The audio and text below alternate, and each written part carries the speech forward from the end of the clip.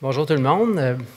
Du monde, il y a des faces familières ici. Je ne suis pas si vieux que ça, pas tant d'expérience que ça, mais en tant que producteur, disons qu'on a quelques petits trucs, là, donc quelques petits trucs dont je vais vous faire part aujourd'hui. Je vais surtout vous expliquer un peu notre ferme familiale, ce en quoi on croit aussi, la culture en plein sol, pourquoi c'est important pour nous et comment ça nous aide à se démarquer aussi. Donc, je ne sais pas comment on tourne avec ça ici. Good. OK. Donc, en production, en tant que telle, c'est environ 2700 mètres carrés. On a une production assez diversifiée. On a tomates, concombres, poivrons, fines herbes. On verra tout à l'heure un peu l'ensemble des variétés qu'on produit à travers ces 4 grands groupes-là. On peut voir ici donc la ferme familiale, les 5 serres jumelées. On a aussi un projet de construction qui s'est fait cet été, qui est en pan présentement aujourd'hui. Je vais travailler là-dessus demain matin, ce soir et après-demain, parce qu'après ça, ben oui, on prend des vacances. Je prends 2 semaines de vacances pour revenir et faire mes semis pour l'année prochaine. Donc, on voit la maison familiale, la petite piscine, puis les enfants qui sont en train de s'amuser dans le champ, j'imagine. Et puis, on a un peu aussi en bas là, notre offre de produits qu'on peut voir là, à notre kiosque au marché de Compton, marché d'été. Donc, Compton, c'est où? C'est pas Compton, LA, c'est Compton, Estrie. On n'est pas loin de la ligne, là, mais c'est au Québec, en Estrie, à peu près à 1h45. Un matin, c'était 2h15. Et puis, c'est surtout le petit Saint-Jean-Richelieu à Club de la Vallée là, qui est long, donc faites le tour par l'autre bord la prochaine fois. Donc, l'abri végétal, donc notre petite famille, en fait, c'est une photo qui date, c'est au moment de la reprise en 2009. Ma blonde est enceinte, Annie, on a Édouard puis Félix dans les bras de maman, Jade étant cachée dans la bédaine. Ferme familiale, donc fondée il y a plus de 35 ans par des pionniers de la production biologique en serre. Jean Lompré et Manon Sévigny, pour ceux qui étaient là peut-être à l'époque. Donc, un calendrier assez vaste. Donc, on a des légumes disponibles à l'année, donc de janvier à décembre, disons, un certificat de produits biologiques qui ne cesse plus de prendre des pages. Je pense qu'on est rendu à 2 pages de description de nos produits certifiés. Donc, une certification qui est par Écossaire et aussi qui a une équivalence avec la norme européenne et américaine. Donc, j'en parlais tout à l'heure, donc une 50aine de variétés au total de légumes, donc une 20aine de variétés de tomates, aubergines, concombres, fines herbes, poivrons, micro-verdures, pousses. Et on a toujours des petits essais, des petits projets. Donc, cette année, on va faire de la laitue à plus grande échelle. Donc, ça peut ressembler à ça. Donc, notre offre de produits, donc on a des petites tomates cerises, des tomates ancestrales qu'on voit à la droite, de toutes sortes de formes, toutes plus belles ou plus laides les unes que les autres, tout dépendamment. Au marché, ça arrive fréquemment que le petit garçon passe « Mais regarde, la tomate est laide, hein? » La maman dit « Oui, mais elle est bonne. » Donc, on y va avec de la diversification. Donc, on peut voir aussi un peu ce qu'on fait. De 2009 à 2012, on était une ferme qui était majoritairement en production de tomates rouges, pratiquement tout exporté aux États-Unis. Donc, quand on a acheté, on a pris la relève, c'était le mode de mise en marché. Tomates rouges, on a produit en 2012 62 kg par mètre carré avec une monoculture décalée. Quand je dis décalée, c'est que nos semis, nous, sont faits à peu près à la mi-décembre. Et puis, on finit de récolter à la mi-février. Donc, on a une petite section qu'on garde pour la pépinière pour faire nos transplants de l'année d'après. Anciennement, on devait arracher une partie des plants pour mettre des tables puis faire notre pépinière. Maintenant, avec la nouvelle construction, on va pouvoir faire nos plants pendant que la vieille culture, la totalité de la vieille culture continue de produire. Donc, maintenant, en diversification, je garde toujours la tomate rouge comme référence. Ça nous donne un indice si on s'améliore ou pas comme producteur. Puis on ne s'améliore pas. On est à 50 kg par mètre carré au niveau de la rouge là, dans les dernières années. Évidemment, il y a l'effet du soleil qui peut se faire sentir, mais c'est surtout de jongler avec différentes variétés. On a 50 variétés à produire dans un seul climat. On est capable de jouer un peu. On connaît on joue un peu avec l'emplacement de nos variétés. On connaît un petit peu les gradients de température dans nos serres. Les hauteurs différentes, on a des serres à 10 pieds, fait qu'on ne peut pas mettre n'importe quelle plante en dessous de la gouttière. Donc, on joue avec ça, puis on fait des compromis. C'est sûr qu'il n'y a pas une plante qui est bien chez nous, mais tout le monde n'est pas pire. Donc, notre mode de production, évidemment, il y a beaucoup de fourches, beaucoup de pelles. On travaille en plein sol. Donc, on a un sol, on est chanceux, on est sur le bord de la rivière Quaticook. Un petit peu plus haut, c'est la laiterie à Quaticook. Puis nous, ben, en bas, on reçoit cette eau-là. En fait, c'est un loam sableux qui est super riche. On a 14 à 16 de matière organique selon les analyses annuelles. Là. Donc, c'est vraiment assez exceptionnel. Des micro-organismes variés et travaillants, les vers de terre là-dedans, les cloportes, qui sont nos amis. Il y a des gens qui ont de la misère avec les cloportes. Pour nous, c'est souvent un indicateur de fertilisation. Quand on voit les cloportes s'attaquer aux tiges, c'est le temps de fertiliser avec du compost. Ils veulent de la matière organique. On a un petit deal avec eux autres. Puis c'est un petit peu des bons indicateurs. Règle du pouce, la plupart du temps, la plante réagit bien. Donc, on a le sol aussi, bien, outre le goût, ça apporte aussi du CO2. Donc, c'est une matière vivante, le sol. Ça respire, un peu comme nous, et ça produit du CO2. Avec nos consultants de Climax, on a estimé, là, il y a une dizaine d'années, que c'était 6 grammes de CO2 par mètre carré heure que ça produisait. Donc, culture plein sol dit greffage, évidemment. Si on ne greffe pas, dans notre sol, il y a la maladie de la racine liégeuse. Donc, si vous pensez pouvoir faire de la tomate en permaculture sur un sol pendant 35 ans, j'ai des plates-bandes qui ont même 37 ans, évidemment, il va y avoir la racine liégeuse. Donc, il faut vous prévenir en utilisant la méthode de greffage avec un porte-greffe et un greffon. Méthode de plan à 2 têtes et une fertilisation raisonnée.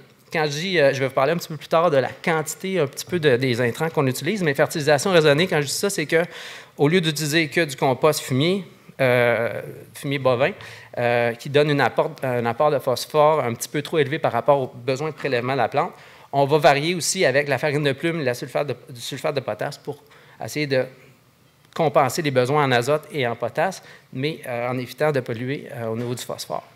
Le fumier de poule, bien, ça, c'est la solution de dernier recours quand tu n'as pas le temps de faire venir une équipe pour fertiliser. Le fumier de poule, ça se met très bien, l'actisol. Donc, on voit là, une plate-bande à la plantation, là, probablement quelque chose comme en février, là, fin février, avec des lignes d'irrigation à débit compensé. On n'avance pas? Ah! Bon, évidemment, notre meilleur outil de travail, c'est évidemment la main-d'œuvre, une main-d'œuvre 100% locale. On est capable d'avoir des employés qui viennent à moins de 15 minutes de la maison. Avec les réalités du marché de l'emploi présentement, on est vraiment choyé. On essaie de donner des salaires aussi concurrentiels. La plupart de nos employés sont payés 15 $ et plus de l'heure. Donc, on est déjà rendu à cette braquette-là. Puis, évidemment, on est une firme familiale, on est proche de nos employés, fait qu'on connaît leurs besoins, on connaît leur réalité, donc on s'adapte. Il faut être capable d'être conciliant. Ça ne marche plus. Nos fameuses serres, donc les serres de 10 pieds, pas jeunes, pas toutes de la même époque non plus, donc faut leur donner un petit peu d'amour année après année. Chauffage géothermique, peut-être une des particularités de l'abri végétal. Donc, on chauffe à la géothermie. Je vais vous expliquer un peu comment on le fait plus tard dans la présentation. Chauffage hydronique, quand on parle de chauffage hydronique, c'est un chauffage à l'eau chaude. Donc, des rails de distribution d'eau chaude dans la serre, des chariots qui peuvent rouler sur les rails. Donc, au niveau de la main-d'œuvre aussi, ça peut être intéressant. Et injection de CO2 par le brûlage de propane. Donc, je vous expliquerai un peu comment on fait plus tard. Une photo qui a été prise lors de l'installation de la géothermie en 2008-2009. En fait, c'est en allant installer le système de contrôle là-bas. Dans mon ancienne vie, j'étais chez Groupe Horticole Ledoux et j'installais, entre autres, des systèmes de contrôle Argus. Et je suis allé automatiser la géothermie là-bas. Dans la demi-serre qu'on voit là, il y avait un plastique qui faisait chaud et le producteur, Jean, m'a fait prendre une limonade. Bon, une bière, disons-le. Et... Puis je dis, hey, c'est beau chez vous, dans 10 ans, quand tu voudras prendre ta retraite, fais-moi signe. Et puis, on parlait de relève tout à l'heure, ça s'est fait en l'espace de 3 semaines. Il nous appelle, on est prêt. Quoi? J'appelle Steve, je dis, hey, Steve, ça va prendre un autre directeur des ventes chez GHL. Donc, ça a quand même pris un an et demi. On a essayé de faire les choses correctement, et pour les vendeurs, et pour nous, et pour nos employeurs. Donc, on est finalement devenu propriétaire à la fin 2009. Fin 2008, non, janvier 2009. Donc, champ de captation, ce qui est particulier chez nous, c'est que c'est une géothermie horizontale, donc ce n'est pas vertical, Tous les tuyaux rouges qu'on voit là, c'est des tuyaux de cuivre. Je pense qu'il y a quelque chose comme 11 000 quelques mille mètres, en fait, 11 km et quelques de tuyaux de cuivre enfouis dans le sol. Fait que je suis presque riche de cuivre si je voulais m'en débarrasser. Bon, c'était 11 unités, style unité de maison à 10 kWh, avec un COP vendu de 4 à 5. COP, ça veut dire pour 1 kW d'électricité, je vais faire 4 à 5 kW de chaleur. Ça, c'est ce qui est vendu, ce qui est réalisé en réalité, puis on a fait des études avec, justement, Martine, l'Université Laval, avec des grappes de recherche. On a calculé 1,6 à 2,2. Quand on rajoute là-dessus les bris, les coûts de réparation et d'entretien, on chauffe à l'électricité quasiment à 1 pour 1, mais c'est écologique. Donc, un apport aux besoins de chauffage, environ de 30 pour la géothermie, 30 pour le propane, puis huile recyclée, un 40 à 50 Donc, géothermie, donc, à expansion directe, ce que ça veut dire, c'est que dans les tuyaux qu'on voit là, c'est le gaz, c'est un réfrigérant style Fréon, c'est du R22, qui va circuler dans le sol directement. Pour faire une histoire courte, il sort de mes serres, de mon compresseur, il va être à moins 6, moins 8 degrés Celsius, il s'en va dans le sol. Le sol est à peut-être entre 0 puis moins 3, moins 4, rarement plus. On est à 4 pieds de profondeur, hein? C'est pas très creux. Et puis, donc, le fréon, arrivant à moins 6, se réchauffe, revient à moins 2 ou à 0. On a un compresseur qui comprime ce gaz-là. Il va monter peut-être à 80 degrés Celsius. Il passe dans un échangeur de chaleur, un peu comme un radiateur d'automobile. Et il y a un ventilateur qui circule l'air à travers cet échangeur-là pour dissiper la chaleur dans la serre, ce qui fait baisser la température du fréon à 60-55 degrés Celsius. Puis là, on a un décompresseur qui redescend ça à moins 6. Donc, le gaz est décomprimé, la température baisse, et on le retourne se faire chauffer, entre guillemets, en champ de captation à l'extérieur. C'est une boucle qui dit à expansion directe. Donc, un champ de captation qui a été basé, c'était de l'essai-erreur à l'époque, mais ils ont dit, bon, on va faire à peu près le champ de captation à la même grandeur que les serres. Pourquoi ils ont décidé ça, mais c'était ça. Fait qu'on le voit ici en bleu, on a l'image du champ de captation. C'est 14 630 mètres. C'est encore plus riche que je pensais. Profondeur à peu près 1 mètre. Donc, c'est une drôle de façon de faire aussi. Ils ont tout excavé. Ils ont mis des tubes, ils ont mis le sol. Je pense que c'est peut-être pas la meilleure façon. Donc, en 2012, on a installé un hydroaccumulateur. Donc, ce que c'est une grosse tour d'eau qui nous permet d'être plus efficace quand on part notre bouilloire à l'huile. Donc, de ne pas faire des arrêts de départ fréquents, mais d'utiliser, on pourrait dire, l'énergie latente de la bouilloire pour perpétuer un peu son fonctionnement, puis chauffer une grosse réserve d'eau. Ça donne aussi une petite réserve quand on veut dormir la nuit, donc c'est quand même pratique. Ça nous permet aussi de brûler du propane pour chauffer de l'eau et réutiliser les huiles, pas les huiles, mais les gaz d'émanation, qui est en grosse partie du CO2 et de l'eau quand c'est bien fait. Donc, ça nous permet d'augmenter notre apport de CO2 en serre à 18 grammes de CO2, plus le 6 en plein qui nous vient du sol. Avant 2008, on avait à peu près 140 000 litres de consommation annuelle, puis ça, c'était avec 2 mois de fermeture. Les anciens propriétaires, ils se la coulaient douce à l'époque. Je ne comprends pas pourquoi ils ont vendu. Donc, 140 000 litres, donc ça aurait pu être plus. Nous, on produit 13 mois par année. Donc, ce serait encore plus. En 2010, avec la géothermie, les projets de recherche qu'on a fait avec Martine, on a essayé de peaufiner ça. On a eu à peu près 60 000 litres de consommation d'huile. Ça a été une année quand même particulièrement douce. 2012, encore plus douce. Et on avait aussi l'hydroaccumulateur et le propane. On a baissé ça à 18 000 litres. Donc, ça a fait une diminution d'à peu près 87 % de consommation d'huile, ce qui était super intéressant. Malheureusement, les hivers sont plus froids qu'en 2012. Notre parc de géothermie est vieillissant aussi. Vous avez vu comme toute la tuyauterie qui est en plein sol, bien, ça bouge un sol. On finit par avoir des pertes en champ. Donc, le côté environnemental de la géothermie peut être remis en question à ce niveau-là parce qu'il y a émanation de ces gaz-là vers l'atmosphère. Donc, on a 7 parcs sur 7 unités fonctionnelles sur 11 maintenant.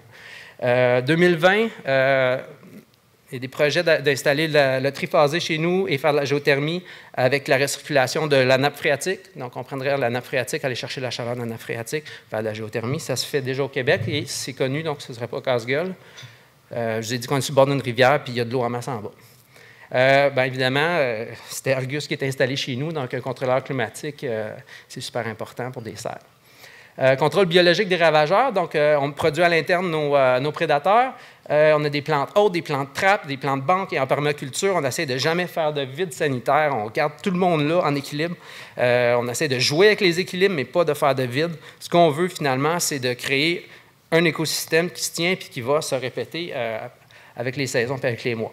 Évidemment, on utilise beaucoup d'Iphus, qui est un petit insecte, c'est une punaise. On le voit à droite en plus gros, à gauche dans des plantes molennes. Super efficace, mais il aime beaucoup nos tomates aussi et nos employés. Donc, quand il n'y a plus assez de mouches blanches, quand il a fait le ravage, bien là, il va piquer les tomates. Ça, c'est très grave. Les employés aussi, encore plus grave.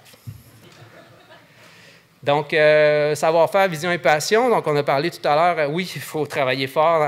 Il faut avoir de la vision, il faut s'entourer. Nous autres, on a des Climax Conseil qui nous suivent depuis notre début. On a aussi des projets d'R&D, on en a parlé. On est maintenant certifié GAP, donc essayer de se positionner au niveau de ce qui est demandé par le marché de la moyenne à grande surface. Puis une gestion qui est organisée et passionnée. Pour une ferme familiale, je dirais qu'avec notre expérience déjà de producteurs, on fait à l'échelle familiale ce qui se fait des fois à plus grande échelle. Donc, notre produit, c'est de produire des fruits sains, savoureux et écologiques en plein sol. Donc, je vais vous parler un peu du sol. Le marché du bio est en expansion. Hein. Il y a de moins en moins de fermes familiales. Il y a beaucoup de petites fermes de panier, mais de fermes, on pourrait dire, de séricoles en serre, il y en a de moins en moins. Les joueurs sont de plus en plus gros et il faut se démarquer et innover, sinon, bien, on se fait manger. Ou on a de la misère à faire manger nos tomates. Par quelqu'un. Oui, hein? Ah. Bon, donc les normes de certification sont dictées par la grande entreprise aux États-Unis. Donc, j'aime bien cette petite image-là qui dit « Hey, je pense que la mode est au costume de mouton. » Tu sais, fait que c'était l'Halloween il n'y a pas longtemps, tu sais, c'est de mise. Oh, puis là, une minute, qui ici est un vrai mouton? À un moment donné, on se demande qu'est-ce que c'est maintenant le bio? Qu'est-ce que c'est le vrai bio? Tout le monde a l'air de faire du bio d'un bord, puis de l'autre côté, faire du conventionnel. Pour moi, ça n'a pas de sens. C'est mon opinion personnelle. Mais en tant que tel, il y a beaucoup de monde qui, aux États-Unis, commence à monter une nouvelle norme qui s'appelle Real Organic, qui est vrai bio, on pourrait dire en français. Donc, et le concept, c'est nourrir le sol pour nourrir la plante. Donc, on ne peut pas avoir une culture en hors-sol dans cette certification-là. Aux États-Unis, même l'hydroponique maintenant est certifiée au Mexique. Donc, ça faisait des années que c'était comme ça, mais là, le USDA, ils ont pris des décisions. Le vote n'est pas final, mais le lobby est tellement grand là-bas que mes collègues barbus du Vermont sont certains que ça va passer. Donc, ils essaient de faire une nouvelle certification. Le problème d'une nouvelle certification, c'est l'effet NASCAR. Donc, on va mélanger le client. Là, il y a le sans pesticides, il y a le produit local, il y a le nouveau bio, le bio conventionnel. Bio conventionnel, c'est assez drôle à dire de même, mais... donc, ça, c'est l'effet NASCAR. Tu sais, sur un truck NASCAR, là, il y a toujours plein de... Oui, merci Michel. Il y a toujours plein de logos, plein de publicitaires, mais à un moment donné, tu ne vois même plus que McDonald's est sur le logo, tu sais, il faut le faire. Là. Fait que là, le gars dit, il reste encore une place pour un autre logo, là, mais je pense que sur la tomate, il y a quand même une certaine limite, puis dans la tête du consommateur aussi. Donc, nous, on opte, pour le goût, la diversification et la santé du sol. Évidemment, le goût, il faut que la personne y goûte ta tomate. Là. Tu peux dire, oui, mais la tomate est meilleure, oui, mais tu n'es pas là au magasin pour le faire goûter. Fait que ce qu'on se dit, nous autres aussi, c'est au niveau de la mise en marché, vraiment local, on essaie d'avoir un prix, et même en exportation, un prix qui est juste, qui ne va pas trop varier dans les saisons, qui va faire qu'à un moment donné, on va être pas mal à côté sur les prix des autres, puis les gens vont écouter, puis OK, mais meilleur, la prochaine fois qu'ils vont aller à l'épicerie, ils vont dire, ah, je vais payer la 50 de plus la livre pour une tomate qui goûte la tomate. Fait que c'est un peu comme ça qu'on... Donc, en espérant d'avoir le plus de bouche à oreille et le plus de personnes qui goûtent notre tomate, puis faire des tomates à l'année qui goûtent bonnes, tout ça en adéquation, on peut arriver à avoir un produit qui se démarque. Donc, on parle souvent d'un jardin couvert en jardin, pas en jardin, mais en marché, les gens nous disent souvent c'est de la tomate de serre, ça, au mois de mai? Oui. Là, ah non, c'est pas bon, ça. Non, on ne dit plus ça à cette heure. On dit c'est de la tomate de terre, ou on dit c'est de la tomate de jardin couvert. Bien, on essaie de trouver une autre façon d'expliquer parce que les gens ont une connotation négative de la saveur qu'on retrouve dans une tomate de serre. Et nous, ce qu'on cherche, c'est à faire le contraire. Donc, comment on fait le contraire? Bien, on fait une agriculture donc forte en compost. matière organique élevée. Donc, on a nos apports annuels en fertilisants, là, surtout ce qui est à retenir, c'est au-dessus de 30 litres de compost par mètre carré. Je parlais à Gilles tout à l'heure, puis il me disait, Gilles Turcotte, il me disait, bon, la norme dans le hors-sol, c'est maintenant 60 litres par mètre carré au niveau des volumes de terreau pour la tomate. Bien, ça serait la moitié de ce volume-là qui serait en compost, nous autres. Là. Évidemment, j'ai un sol immense, j'ai une réserve de 12 à 14 % de matière organique, un garde-manger qui est plein. Je rajoute aussi quelques apports en temps de besoin, un peu de sulfate de potasse quand je vois qu'il y a un mûrissement inégal, un petit peu de farine de plume quand je vois des signes de carence en azote. Mais en gros, c'est beaucoup de compost. Régénérer le sol, on appelle ça l'agriculture régénératrice. C'est une sous-discipline de l'agriculture biologique. Donc, ça maintenir la qualité du sol pour les générations futures.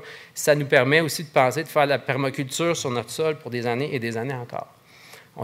C'est bon pour la planète aussi, on séquestre du carbone, donc tout ce carbone-là reste dans le sol. Je n'ai pas un bac que je sors dehors, puis là, qui s'en va composter dehors avec le CO2 qui s'en retourne dans l'atmosphère. Cultiver le goût, donc, je n'ai parlé. Essayer d'éviter les pertes d'engrais par lessivage. Il y a une méthode qui s'appelle le dry farming. On essaie le plus souvent possible de le faire. Sébastien était chez nous il y a 2 semaines, puis j'étais en projet de construction, là, je donnais bien trop d'eau. Je ne suivais pas mon affaire. Une chance qu'il était là, il m'a ramené. Donc, donner juste assez d'eau. Tenir notre sol côté salin, donc ça permet d'avoir un peu plus de goût au niveau du fruit. Un petit peu de perte de rendement, un petit peu de perte de calibre, mais se démarquer par le goût, pour nous, c'est vraiment important. Donc, une mise en marché donc diversifiée. J'ai parlé de la mise en marché des États-Unis, mais au local, maintenant, c'est environ 40 à 50 % des ventes qui sont faites locales. Marché de locaux, de proximité. Donc, tout est vendu. Avant, on avait une grande caravane qui était pleine les cocombes dépassaient par les fenêtres quasiment. Là. Donc, on allait livrer à Sherbrooke. Maintenant, on a un nouveau véhicule de livraison, mais surtout, on a développé le marché local. C'est plus Montréal. Montréal, ils vont t'acheter une fois de temps en temps, puis après ça, ils ne t'achètent plus. Si on veut être là, avec un prix qui est moyen, décent pour tout le monde, et nous aussi, bien, il faut chercher des clients qui sont réguliers, des clients qui sont fiables, qui vont permettre de mettre nos produits et les faire goûter à l'année.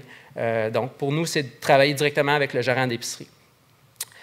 Donc, le libre-service aussi, on a un kiosque en libre-service. Les gens peuvent venir à toute heure de la journée, 365 jours par année, chercher le légume à la ferme. Donc, la mise en marché aux États-Unis est faite à travers une coop qui s'appelle Deep Root Organic Co-op. C'est la plus vieille coopérative de truck farmers, on appelle en anglais les fermiers de truckers. Donc, des fermiers aux États-Unis, ça veut dire tu as une grosse barbe puis tu vends les choses dans le derrière de ton truck là, au marché. Donc, c'est une coop donc, qui date, je pense, au-dessus de 40 ans. Là, et ça, c'est tous des producteurs. Il y en a qui produisent d'autres sortes de légumes. On se met tous ensemble. Ça nous permet de prendre nos légumes de cette zone-là puis l'envoyer à Boston, à New York, à Washington. Donc, sortir nos surplus des marchés locaux.